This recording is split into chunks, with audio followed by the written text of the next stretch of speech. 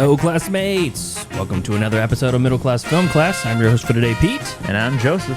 And today we're entering into episode 2, part 2 of our deep dive into heist movies. And today we got two movies we're going to be talking about. I'm going to be covering Butch Cassidy and the Sundance Kid. But before we do that, Joseph watched Dog Day Afternoon.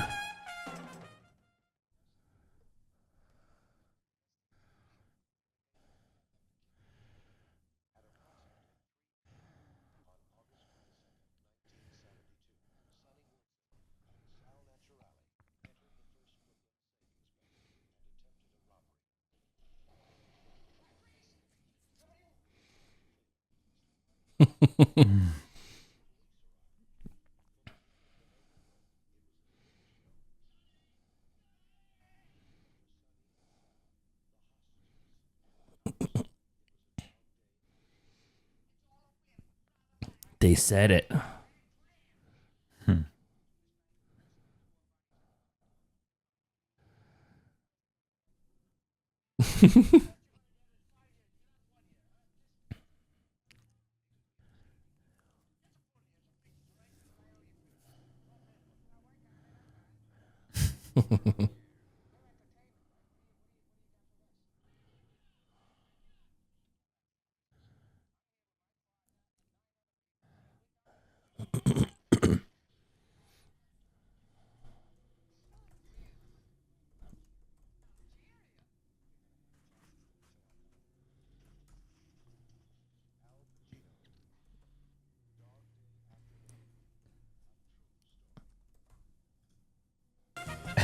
A true story.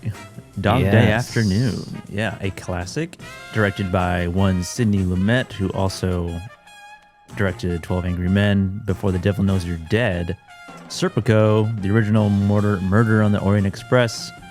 And The Wiz. And did he do The Wiz? He did The Wiz. Oh, really? It's not in his top 4 up here. No, I can imagine not. And amongst a bunch of other films as well. 75 credits. Yeah, and Dog Day Afternoon does not make the top 4 on IMDb. What? Why are you watching this? Because it's a heist movie. What month is it? May? Well, Yeah. I guess it was April we started. What? Yeah, whatever. It's just heist. Our Heist heist movie. retrospective. It's heist movie time, and this is a notable heist movie. And I assigned it to you. Correct. Yes. And a movie that centers around a heist gone wrong, essentially, and it has a very interesting backstory because, as the trailer says, it is a true story, and something that like I have not seen this whole movie before, but like I have memories of my dad watching it, and I remember like the whole Attica moment from this movie, but I have not seen the beginning nor the end of it, or even probably past like them like getting out, like almost like when it gets to nighttime. I don't think I've ever saw anything in that moment because it takes place in one afternoon essentially into the night. So the motive behind the bank robbery doesn't come out until like more than halfway through the movie. Yeah, it's pretty far into it. Yeah. But this movie came out in 1975, so and it's based on a true story, so I'm not going to worry about spoilers here. But basically, the motivation behind the bank robbery is spawned by Sonny's, or John Washowitz, who is the bank robber who Al Pacino plays. His wife, his partner, is a trans woman. Trans woman. Trans woman.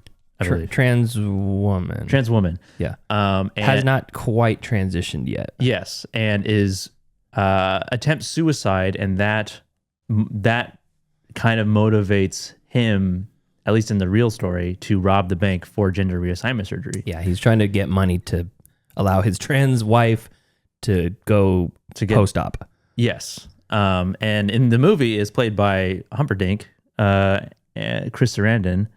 Oh, is it? Yeah. I didn't realize that. Yeah. Okay. Because at first I was like, that guy looks so familiar when he first pops up. And he's wildly, like, his hair is wildly, he came from a hospital, because he did try to kill himself like a week before or something. So this is not like, he's not an experienced bank robber, Sonny and Sal. And there was another guy who bails at the very beginning of the movie. I totally forgot about that too. Yeah. It's been a while since I've seen this. He was like, Sonny, I can't do it. He's holding a security guard at hostage. And he's like, I can't do it. And he's like, what do you mean you can't do it? You're already here. I can't. I don't think I can do it. And so I was like, just let him go. And then, And there's just two of them. and there's a whole bickering of like, but leave the car. I need the car. How am I going to get home? Take the subway. We need the car. And then he tries to leave. Give me the keys. Like, yeah. I remember it being funnier than I was expecting. Yeah, it's a movie that is very entertaining because it has an element of humor throughout. Because they're fuck ups. Because they are not experienced. They are clumsy. He very clumsily takes the gun out of the gift box, like rips it open and almost drops it. It whole feels scene like. is great. But Sal is a character played by John Cazale, who is kind of like an enigma of a character because you don't really know anything about him. You get a little glimpse into his backstory, like a tiny bit of his like Catholic backstory, because he's trying to like shame this woman for smoking a cigarette, and he's like, and she's like, you don't smoke? And he's like, no. She's like, why not? He's like, I don't want the cancer. And then he's like, you got to treat your body as the Lord intended or something. He's like religious. Yeah. And then she's like, okay, so but you'll rob a bank. Yeah. But he's the one who seems more like unstable because he's the one who's kind of threatening everybody, like that he's gonna kill someone. I never wasn't sure as I was watching it if I believed the threats. You know. Yeah, I mean, Sonny, I don't think he I was for at sure all. didn't with Sonny. No. But yeah, it's a movie that takes place it's almost a chamber piece, except for like they have shots of the cops and like the barbershop across the street where they're stationed. Some shots of Sonny's, like His home life with his kids and his other wife, his actual wife. Carol Kane, right? No, she's in the bank. Oh, she's in the bank. Okay. Yeah. I remember she's in it. Charles Durning's in it. Lance Hendrickson. Yeah, he plays one of the FBI agents. Okay. Who's the wife? She recognizable? I didn't recognize her. No. Okay. She's not in it a whole lot. I feel bad because she's finding out about all this shit at the same time. He's like, "You're what? Your girlfriend with gender reassignment surgery?" Yeah. And it's a oddly kind of like progressive story for 1975. Yeah. You know, to have this sort of subplot or the motivation behind why he's robbing the bank. And then you get the two sides of the onlookers, the bystanders, essentially, just kind of watching this all happen behind the barricades. You have like the gay community comes out and like supports Sonny in like what he's doing after what's revealed why he's doing it. And then you have like on the other side, you have like the bigots or whatever. Yeah. And even before that reveal, he gains supporters in a way, you know, and it's like everybody's rooting for him even before all that is revealed. Yeah, like they're excited he's robbing the bank. Yeah.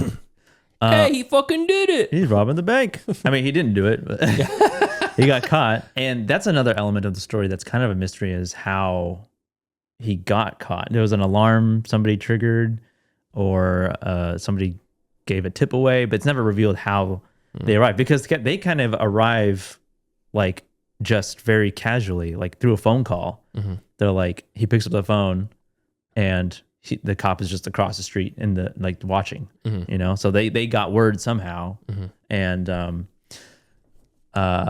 the relationship between them, the robbers, and the people who work there, the tellers and the bank manager and all that is like, you know, it's like obviously threatening at first. They're scared at first. And the bank manager is this like really like, I don't know if wise is the right word, but he's like, he's very likable because he's very like cooperative and he's not trying to like, he's not like throwing his employees under the bus. You know, he's not doing like something that in another movie where it's like the cowardly manager who's like mean to his employees, but doesn't stick up for them in any way. So he's like, he's the opposite of that. He's the opposite of that. He's like working with Sonny, you know, trying to make sure everybody, and even Sonny's like, he's like, I like you at some point, you know, you're very cooperative.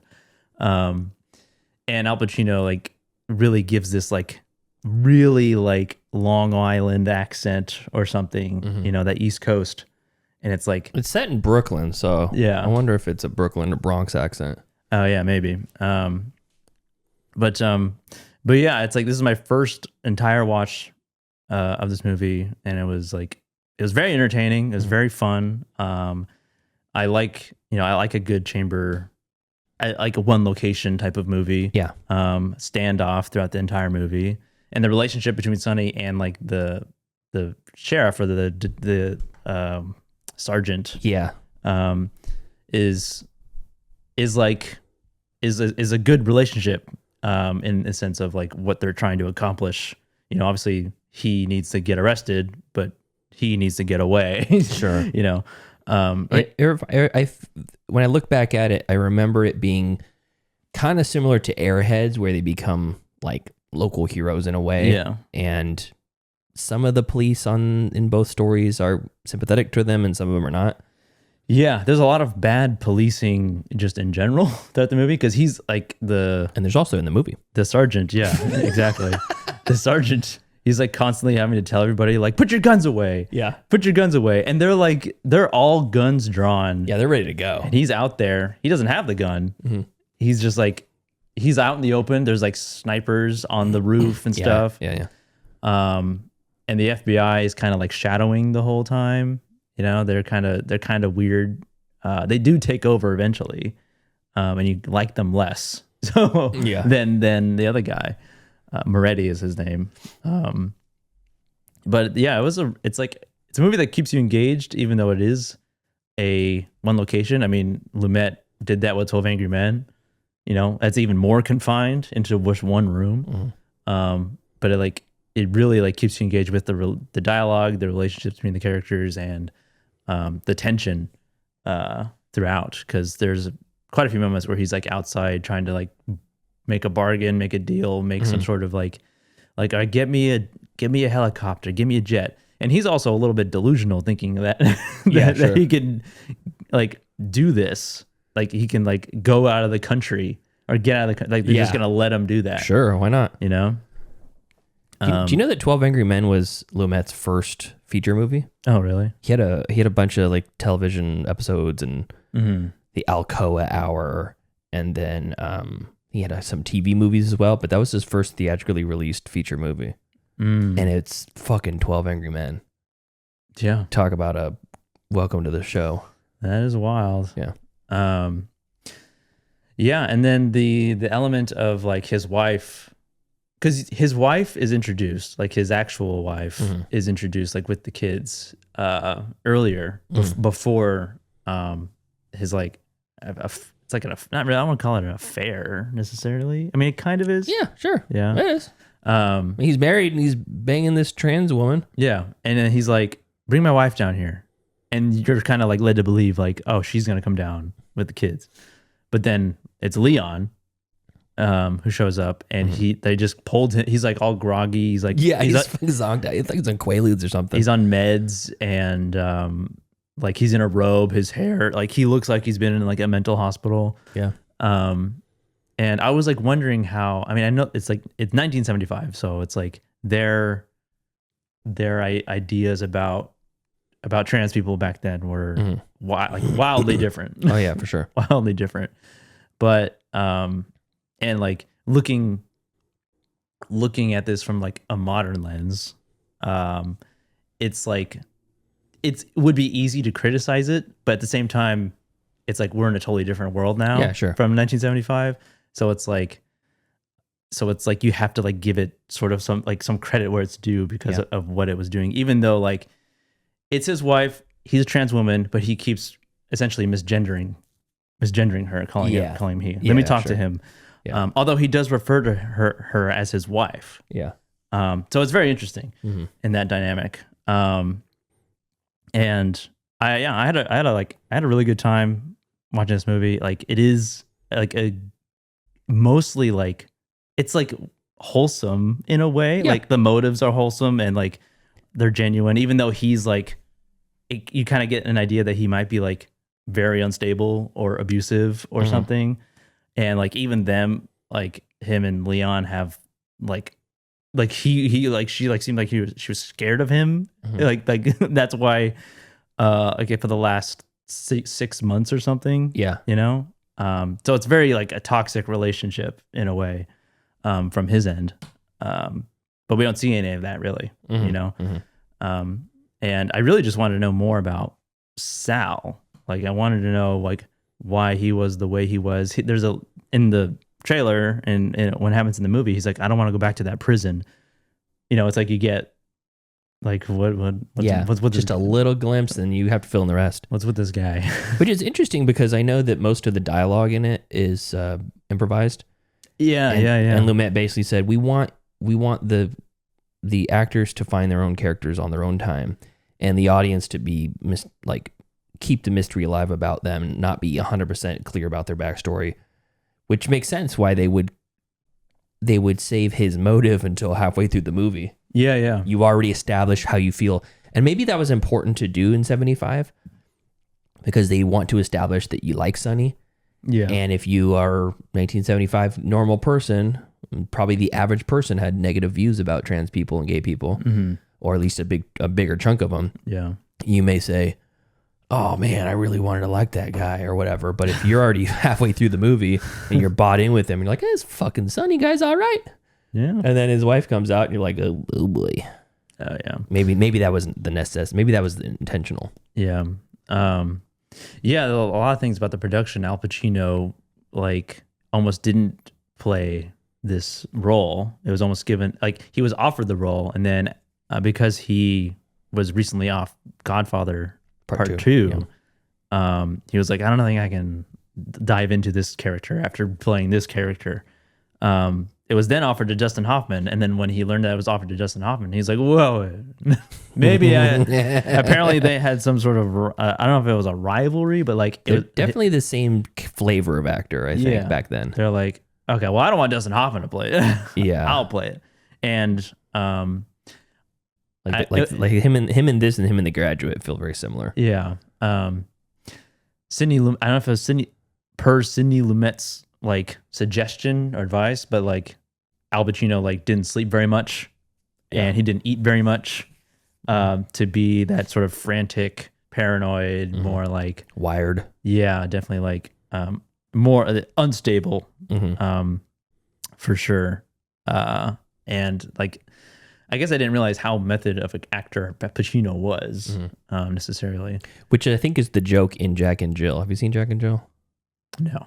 You should. I should watch it. It's terrible. I've seen the Dunkachino scene. Throughout the whole movie, he's playing himself. Yeah. And he's staying in character, but he's playing like King Lear on Broadway. So he keeps showing up in like fucking medieval armor and stuff like that to the bar. And it's just funny because it's like old gremlin Al Pacino, and he's in like a garb, the medieval garb and stuff like that. So anyways, John Cazale, I guess, like the character that he played, it's a vast age difference from the real guy. The actual guy, real Sal, was 18. John Cazale was not 18. And there was another bit of trivia about his character and the whole smoking dialogue scene, where he was like, I don't smoke, I don't want the cancer. He then died 3 years later of cancer from smoking. Yeah. It's a shame. Irony? I don't think that. Bad. Yeah. Maybe bad coincidence. Yeah. The Attica, shouting Attica was an improvisation line, but he credits assistant director Burt Harris with giving him the idea. You know what it's about? It was like they say it in the movie. It's like another shooting where they killed like the guilty and civilians. Yeah, it was a prison riot, I think. Yeah, and the correctional officers like killed indiscriminately. Yeah, and they were essentially just basically he was trying to get the crowd to turn on the cops. Yeah, like the cops are the bad. The cops are the problem. We're not the problem. They kind of do turn on the cops eventually when they kind of start rooting for Sonny. Every time they like say Sonny's name, they're like Sonny. I guess Pacino did collapse in the production of this movie at some point and had to be hospitalized for a minute. And yeah, it was just there's the improvisational element of this movie. I guess there was a lot of rehearsal beforehand, and then all the sort of the improvisations made during rehearsal were then included in the script afterwards. Which is an interesting thing about movies where like you hear like this actor improv that, like Jim Carrey from Series of Unfortunate Events, where he forgets a line and then he goes, but he sort of stays in character as he's like, no, give me that line again to the other character. You wonder if it's like he did it, but that's not the actual take they used. They're just like, just do that again. You know what I mean? see what you mean. Yeah. So it's like it was improv on the spot, but that's not the take they use necessarily. Then they're like, you know what? Take that improv again. Yeah. Yeah, essentially. I never thought about that. Because I've always wondered about the like logistics of sometimes it's like the actors' reactions aren't always going to be like they're always going to stay in character, you know. So kind of like Jennifer Jason Leigh and the guitar. Oh, the Hateful Eight. Yeah. Even though that is her actual reaction to it. But yeah, overall, Dog Day Afternoon was like it's a really fun. It's a fun watch. It's surprisingly fun for the content. Yeah, because it's mainly the rapport between the relationship between Sonny and the bank people. Yeah. You know, that they kind of like come together at some point. Like airheads. Yeah, it's weirdly it's kind of weird. Is it a heist movie? I mean, the movie is like centralized. Would you call it a heist? Would you call it a heist movie? I mean, yeah. I'd call it a bank robbery movie. Well, I mean, it's a bank robbery is a heist. Not all heists.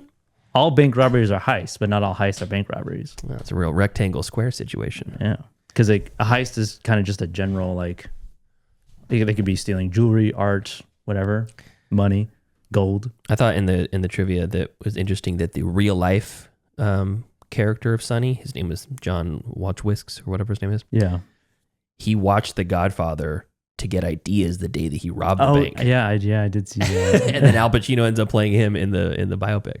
That would have been that's so funny. I wonder if he watched this movie. Maybe. Yeah, I would. I mean, it's definitely because it is obviously central around a heist, and the only reason the movie is happening. I mean, it's based on a true story, but like the plot wouldn't be the thing if like whatever he's robbing would be. It didn't have to be a bank; it would still be a heist, right? Yeah, I think the heist is just the inciting moment. Yeah, but I guess it's like a heist light. Yeah, heist light. But like if you rob a person, that's not a heist. No, that's a burglary. It's a theft.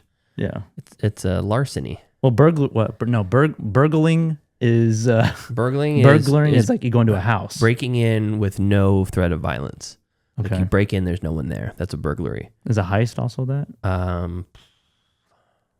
don't know. Let's see the differences. Burglary versus heist.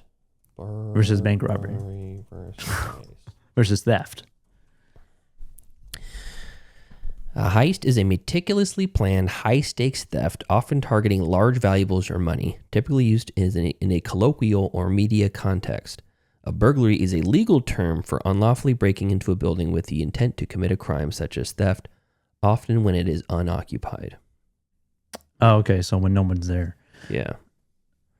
So a heist, they're trying to say a heist is more of like a thought out plan. It's planned and it's larger scale generally. Okay, so then technically this wouldn't be a heist movie because it really wasn't planned. Yeah. I mean, to me, it doesn't feel like a heist movie. It could count. It could count.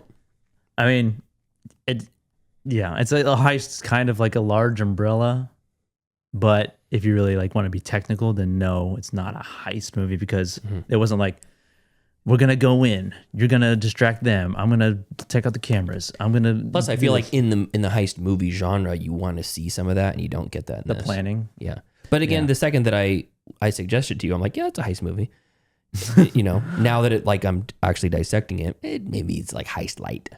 Yeah. So. Yeah. And then there's like the heist movie where it's just the movie robs me of my time. Yeah. I watched some of those last week. Yeah. But yeah, Dog Day Afternoon is like It's like an A movie. Nice. It's really good. It's funny because I've never seen a Sidney Lumet movie I didn't like, but I've only seen like a very small handful of them, and he's got like 70 movies. So I should probably go back and keep watch watching. some of the bigger ones. Let's see. Let's looks by. Before the Devil Knows You're Dead. That's more recent. 2007. And Sidney Lumet died in 2011. Oh, Find Me Guilty. That was him as well. That's the one with Vin Diesel with hair. Oh, is it? Yeah. Okay. That one was super fun. Ridiculous, kind of a ridiculous movie. Trying to think, look at like some of his higher rated stuff. Running on Empty, 1988. That's a 7.6. The Verdict, 7.7. Oh, he did Network. I've never seen Network actually.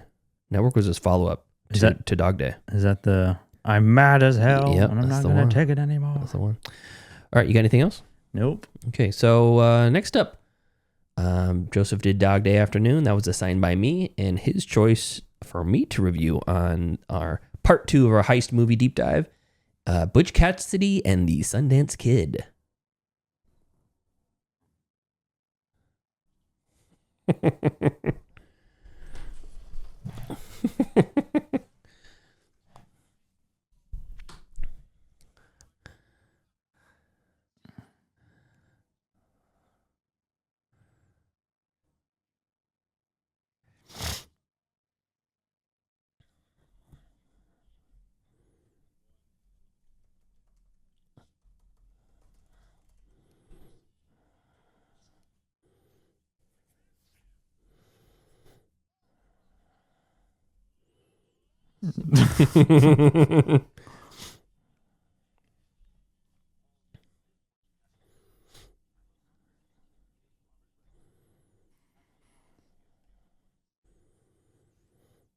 Catherine Ross. Butch Cassidy and the Sundance Kid. Directed Is by... that song in the movie? It is. It's Okay. written for the movie. Oh, really? Yeah. It's in the title sequence. It says, music and score written by Burt Bacharach. Okay. And then it said, Raindrops Keep Falling on My Head, sung by whoever the hell it was. Yeah. And I'm like, is that where this came from? Okay. It seems a little out of place in the movie, to be honest. Directed by George Roy Hill, written by William Goldman. This is from 1969. Nice.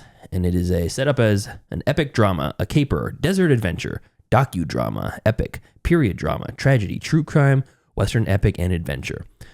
And apparently Butch Cassidy and the Sundance Kid were real people. Mm. Yeah. Okay. Let's see. Sundance Kid. I looked it up earlier, get a timeline on it. Name was Harry Alonzo Longabaugh, and he lived from 1867 to 1908. Oh. Notorious American Western outlaw and the member of the Butch Cassidy's Wild Bunch gang.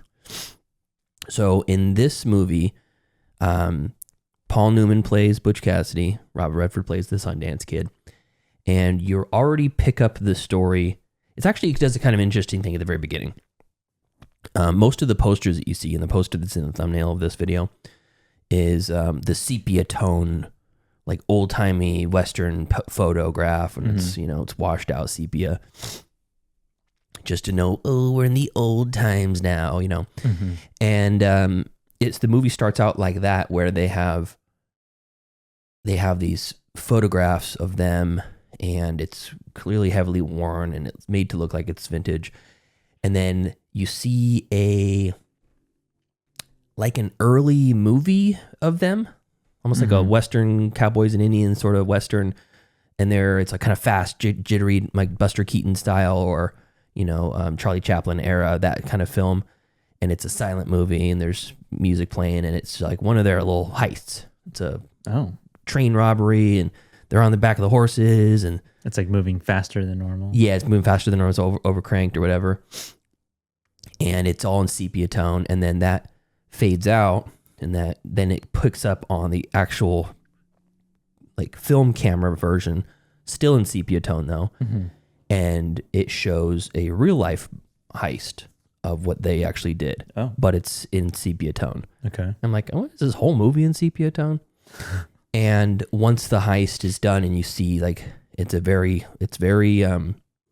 light on dialogue. They're very serious to get this heist done. It's very cool. And then when it's done and they're kind of riding away, it fades into color. And then it starts basically meeting them as people. And it's almost, to me, it felt like, here's the version that the public saw in the camera, on the film. And then here's like what really happened. But this is like the polished what really happened. It is really how their heist went down. And then it goes into color, and then you get to meet them as human beings, not as Butch Cassidy and the Sundance Kid, notorious bank robbers, notorious train robbers, just two guys that are friends. Yeah. And you get to know them as people. And that was really cool. So I like that.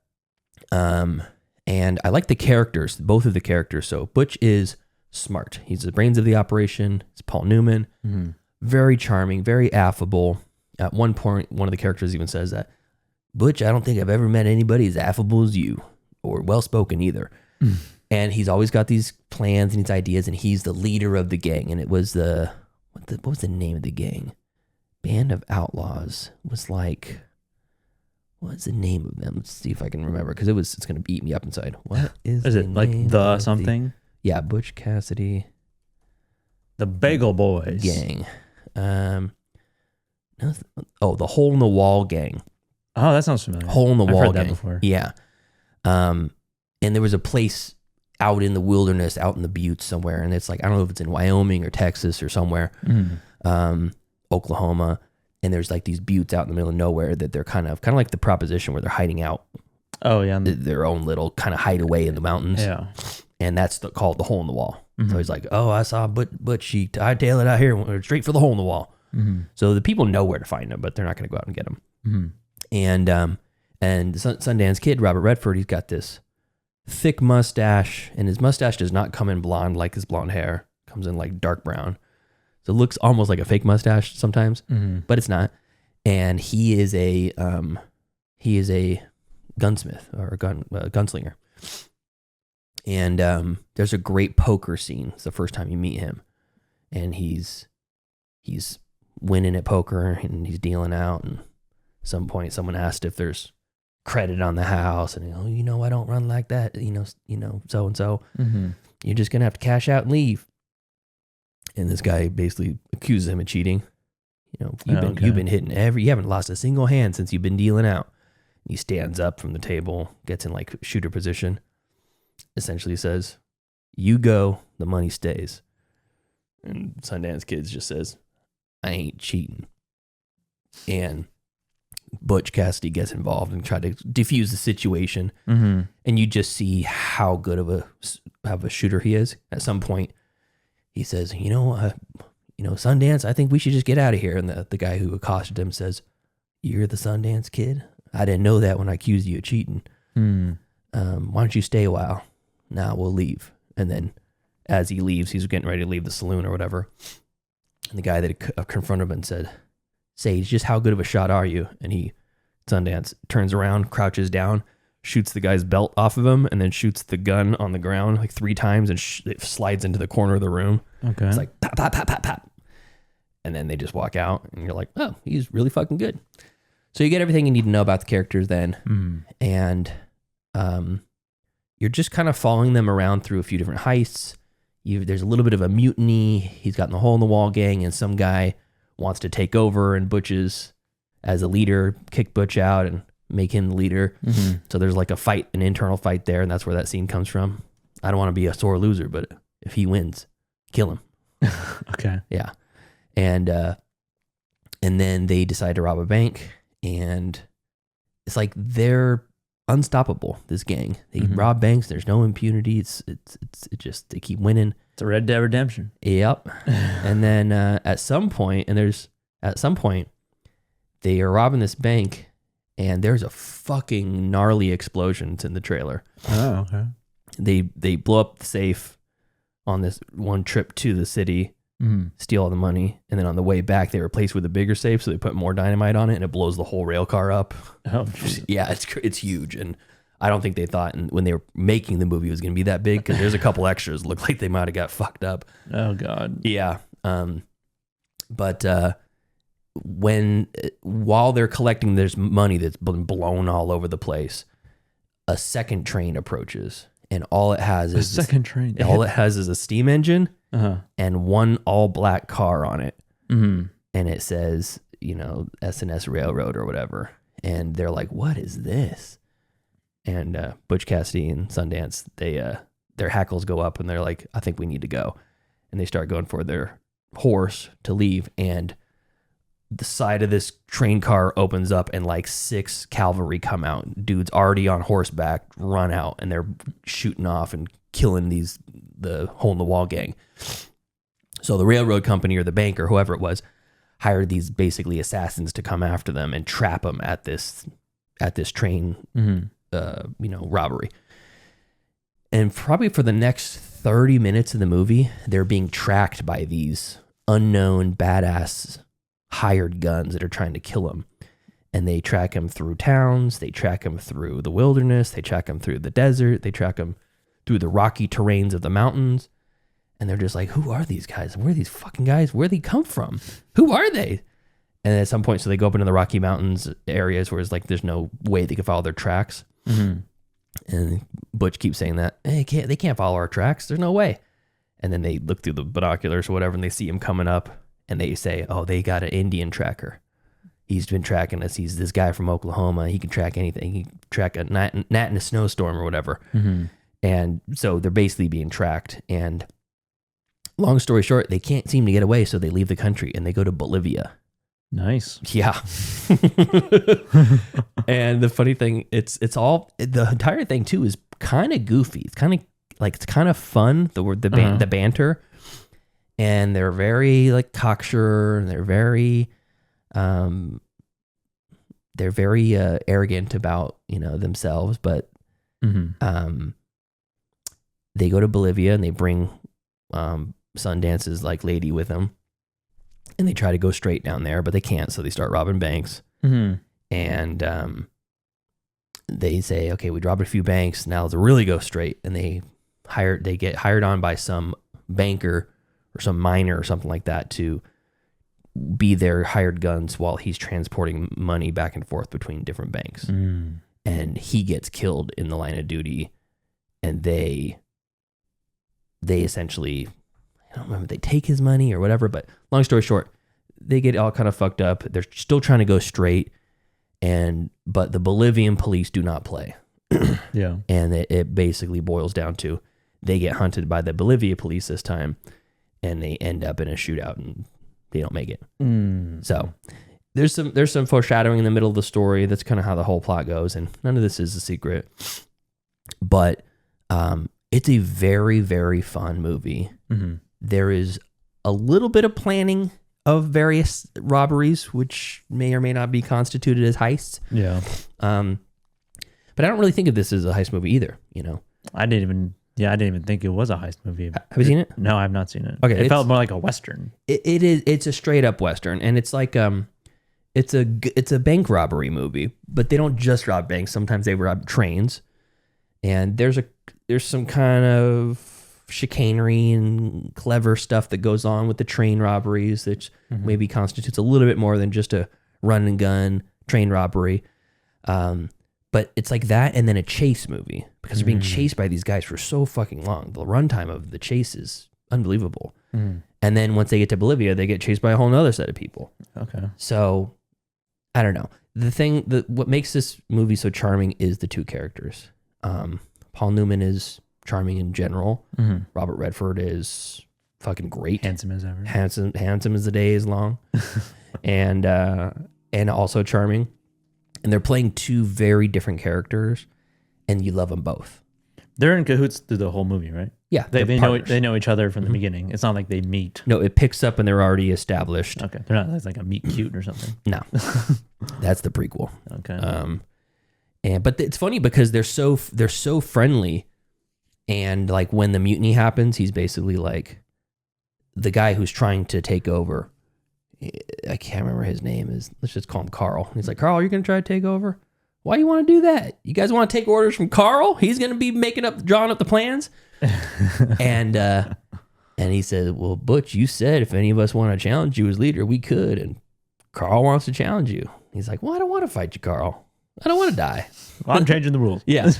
It's kind of goofy in that sense, but Yeah. at some point Carl looks over at Sundance and goes, just so you know, if I kill him, you can stay Sundance. And he's like, okay. But it's kind of known that like they're the two of them are like peas in a pod. Even though there is a bigger gang, it's them two are the What do they do? Like fist fight to death or duel? He gives them the offer, guns or knives. Oh, okay. And he goes, I don't want to shoot you, Carl. So he pulls out Carl pulls out a big ass knife and goes, knives it is. And then they have a fight. Okay. Yeah. So I won't ruin how that goes, but it's fun. So they're like best pals throughout this whole thing, but they start finding out things about each other. Like they don't even know they're each other's real names. At some point in the movie, he says his real name and he goes, that's your name. I guess I'd go by Butch Cassidy too if that was my name. I changed my name too. And then he goes, well, Leslie. I'm a Longbaugh. And he goes, Longbaugh? Sundance Kid versus okay, a Sundance Kid, that's much better. And then he doesn't even know he's from the East Coast. He doesn't know. So they're friends, but they don't know anything about each other? All they know is Robin. Yeah, okay. Yeah. So they get be a little bit closer throughout the movie as well. But yeah, it's already established that they're the head shit kickers in town. No one fucks with them. And they are two peas in a pod. They're best pals. And Butch Cassidy is the brains of the operation. Like at one point, Robert Redford's character says, I'll follow whatever idea you got, but you got to give us an idea right goddamn now. Because the enemies are at the gate, basically. And that's kind of how it goes. He's like, he's the smart one. He's the brain, or he's the brawn. And at some point, Butch Cassidy admits that he's never shot a man before. Yeah. And he has to get out of the situation. Sundance is going to kill all these guys. He's like, you take the two on the right. Well, I've never shot someone before. Like, what kind of bank robber are you? So they do have like a code of ethics and morals and stuff, but it's not laid on too thick. So. He's like Chris Hemsworth in Crime 101. Yeah. And then who is the girl? What is her name? Let's see here. She's the love interest. Her name is Catherine Ross, and she's a vision. Catherine Ross. Yeah, she's great. She's Cloris Leachman is in this. I don't even recognize her. She's the grandma from Beer Fest. Yeah. Frau Buha from Yeah. Frankenstein. Yeah, exactly. Yeah. I don't even remember what her character was in this. Agnes. Could have been some. Oh, she's one of the horrors of the whorehouse. She's one of them whores. She was a vision there too. Oh. Yeah, she was one of the. She was the best looking one. From Cloris Leachman. But yeah. So, anyways, I loved it. I thought it was great. Directed by George Roy Hill, who's not a name I recognized, but he did do The Sting, also with Newman. Yeah, Paul Newman was in that, and I think Robert Redford also. Let me see. Yep, it was both of them together again. Sting. And I like that one quite a bit. And he did Slapshot, a hockey movie? Hockey movie, yeah. And Slaughterhouse 5, which I've heard of, but I don't know anything about it. Sounds like a book. Yeah, it does. The World According to Garp, really? Oh, interesting. Yeah, I like that movie too. So anyways, yeah, Butch Cassidy, Sundance Kid, huge blind spot. Haven't seen it before. Unfortunately, I still don't consider it a heist movie. So we got two movies that are... They fall, but when you Google heist movies, I know, they're in the top heist movies of all time lists. They gotta get more granular with these heist movies. I know. So... a little more specific. Yeah, I give this A-. Okay. A-. I think I would watch it again, I think. Yeah. I think it would be a Is good it a one. long movie? I don't think so. It's hour 45. Let's see. Okay. Shorter than Dog Day. Yeah. Let's see. Hour 50. Okay. Yeah, I'd watch it again. I thought it was one of those classics that holds up. Yeah. Yeah, and timeless. The comedy is good, the relationship is good, and you like both of the characters. Cool. I do remember. I did want to say one thing. I saw in the cast. Let me pull up this entire cast and crew list. So in the opening credits, they give the costumes by Edith Head. You ever heard of her? Edith Head? Edith Head. This is a costume designer? Costume designer. No. So she's one of the... I've seen her work. You have. You have, and she's been parodied before, and I'll tell you where. Her as a person? Her as a person, yes. Oh. So she is the costume designer for almost all of Hitchcock's big stuff. Okay. The Birds, All About Eve, Roman Holiday, Place in the Sun, Sabrina. But she died in 1981. Okay. And she was working all the way up until then. She's got movies that came out in 82. Let me see what her earliest ones are. 19. She was cut short. Is that what happened? It wasn't like an old age thing. I think it was an old age thing. Oh, okay. Yeah. 1925 was her first credit. Damn. So yeah, I think she lived it out. She was born in what, like 1905? I don't know. We'll see when I get back up to the top. That's crazy. Let me look at some of these big names here. Let me get into the 50s. I think that's where we're going to start recognizing names. The Uninvited. Yeah, that's a good one. So many. The Virginian, Blue Skies, The Perfect Marriage, Desert Fury, I Walk Alone, Foreign Affair, Night Has a Thousand Eyes. We're still in the 40s now. Let's see here. She got a lot of credits. Yeah, To Catch a Thief, Birds and the Bees, Vertigo. Okay. So this is her Edith Head. This is what she looks like. Oh, I see. I know where you're going with this. Yeah. I know. Yeah. Who? Where? Damn, look at that style. Yeah, she's got drip. She's cool. Let me see here. Open in new tab. Here we go. Yeah, I know exactly where this is going. Yeah, Edna from The Incredibles. Edna Mode. Yeah, and she looks exactly like that. She's got the weird bowl cut with the long mullet in the back. The very shiny bowl cut. Mm-hmm. Yeah. Very healthy. No, she's got it and she knows it. Mm-hmm. And the very round glasses too. She has that. That's kind of a signature, I think, for her because a lot of these photos of her, she's wearing these like very iconic, perfectly circular glasses. Mm-hmm. And as soon as I saw the name, I'm like, why do I know that name? Edith Head, yeah. And I know because she's one of the greats. She's one of the all-time greats of costume design in cinema. Mm-hmm. And as soon as I saw the pictures of her, I'm like, this is Edna. This is Edna from The Incredibles. It can't not be. Oh, there's a picture of them side by side. So I thought that was great. And the costumes, they're perfect. Yeah. It's exactly what you expect from that. What year is this supposed to take place, Butch Cassidy? Late 1800s, early 1900s. Turn of the century. Yeah. Okay. So anyways, yeah, I give it an A-. That was pretty damn good, pretty damn fun. Mm-hmm. Cool. And that's it. Next week. Well, not next week. Okay, so I guess. So we're recording this on May 2nd. Yes. And here's the thing. We got some scheduling It's stuff. May. Yeah, it's May. And it'll be June when you hear from us next. Yeah, so we're gonna release this. We're gonna release the Gab and Chatter on the 6th. That's May the 6th, Wednesday, and then this episode, the double review episode, will be on the 13th. Well, me and Joseph are both gonna be out of town. Joseph's gonna be out of town this weekend, a week from today. Yes, and then we're both gonna be out of town next weekend. He's going to Indie Fest, LA Comedy. LA Comedy Fest. And I'm going to Cabo San Lucas on vacation. Mexico. I'm taking my sister down to Mexico. Yeah. So, so we're not going to be here until we're going to have a gap week basically. And honestly, like, what's the following weekend? The 22nd, 23rd, 24th. Yeah, I'm filming that weekend. Are you really? Yeah. Okay. We'll have to figure out what we can do. Maybe we can do something midweek or something. Yeah. But either way, what I'm going to do is I'm going to put a message out to the Patreon. I'm going to put a message out to the Facebook group. Just on Twitter in general, and say, what heist movies do you want us to watch? And we'll pick a few, you know? Yeah. I know like Heat is a big one. Yep. I haven't seen Heat. So. Oh, you haven't? No. I recommend that for you. It's pretty phenomenal. I know Thief is one. I've seen that. It did not blow me away. Ocean's 11, of course. Yeah, I've seen that. It's one of the modern. Yeah. I haven't seen past Ocean's 11. I was going to say, I haven't seen the original. Oh, really? I don't. With what, Frank Sinatra? And yeah, Frank Sinatra. Yeah. It's the only one I know is in the cast, but probably Dean Martin.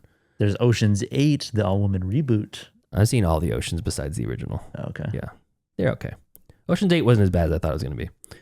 Not because it was an all-woman reboot, but it didn't have good reviews, and I didn't really particularly fall in love with the cast right away. Mm-hmm. Just feel like so much of that charm comes from Brad Pitt and George Clooney. Yeah. So, but we'll figure that out. We'll get our list, and then maybe we can do some midweek remote recording or something like that. Yeah. We'll figure it out. Yeah. So, anyways, you got anything else? No. Okay. Thank you to our cool ass yard duties over on Patreon. That's Javier, Heather, Michael, and Chris. If you want to support us on the Patreon, you can do so. Patreon.com/middleclassfilmclass, or you can just watch on the YouTube and share with a friend. That helps too. Until next time. Thank you for joining us as we do a dual review, Dog Day Afternoon and Butch Cassidy and the Sundance Kid. Follow us next week or sometime after that as we review something unknown from the world of heist movies, chosen by you. Follow us on Facebook, facebook.com/MCFC podcast, and send us an email, mcfcpodcast@gmail.com. Follow us on Instagram and TikTok at Middle Class Film Class, and on Twitter at Podcast MCFC. All right, everybody. Thank you for tuning in. Thank you for spending your time listening to us. Let us know in the messages what you want us to watch, and we'll see you next time. Bye. See ya. Class dismissed. I gotta get out of here. The bell doesn't dismiss you. I dismiss you. You're free to go. See you next week. See you later. See you later. That's a wrap. Great show.